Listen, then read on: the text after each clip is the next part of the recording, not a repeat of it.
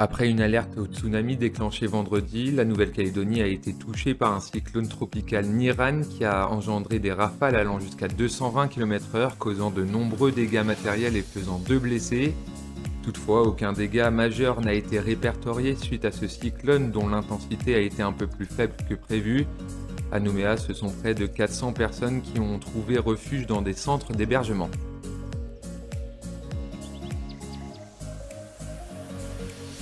Dimanche soir, le président du gouvernement, Thierry Santa, a annoncé l'instauration d'un nouveau confinement strict à l'ensemble de la population à compter de lundi soir minuit et ce pendant 15 jours. Une décision qui intervient après la détection de la circulation de la Covid-19 à Wallis et Futuna.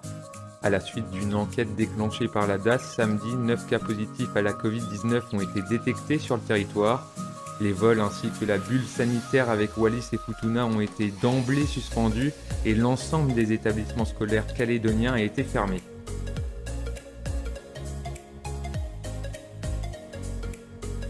Lundi, 271 tests ont été effectués et tous sont revenus négatifs. Toutes les personnes qui sont rentrées de Wallis et Futuna depuis le 25 janvier sont tenues de se confiner à domicile, quand bien même leur test PCR a été négatif. Si 22 000 doses ont déjà été reçues par la Nouvelle-Calédonie, 10 000 doses supplémentaires devraient arriver chaque semaine avec un objectif de 2 000 vaccinations par jour.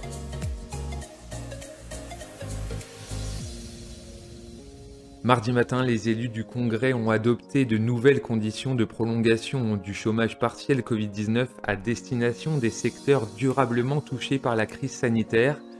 Le dispositif est prolongé jusqu'à la réouverture des frontières calédoniennes, même si la date n'est pas encore connue. Il permettra le versement du chômage partiel d'un montant égal à 70% de la rémunération brute et plafonné à 4,5 fois le SMG.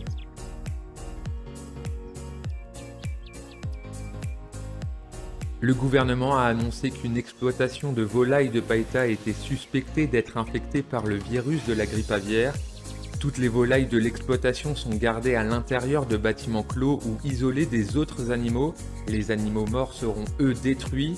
Par ailleurs, la mise sous surveillance a entraîné l'application de mesures restrictives relatives à la circulation des personnes et des véhicules.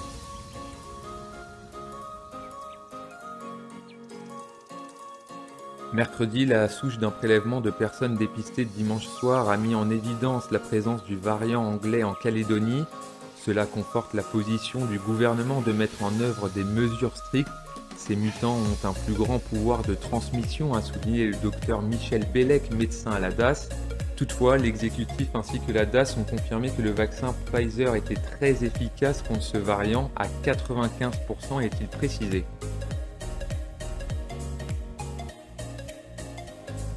Dans une vidéo publiée vendredi matin sur sa page Facebook, le ministre des Outre-mer, Sébastien Lecornu, a réaffirmé le soutien de l'État dans le renforcement sanitaire et l'apport de vaccins sur le territoire calédonien. Il a également affirmé l'appui du gouvernement aux entreprises en difficulté. C'est ensemble que nous gagnerons face à la Covid-19, a-t-il conclu.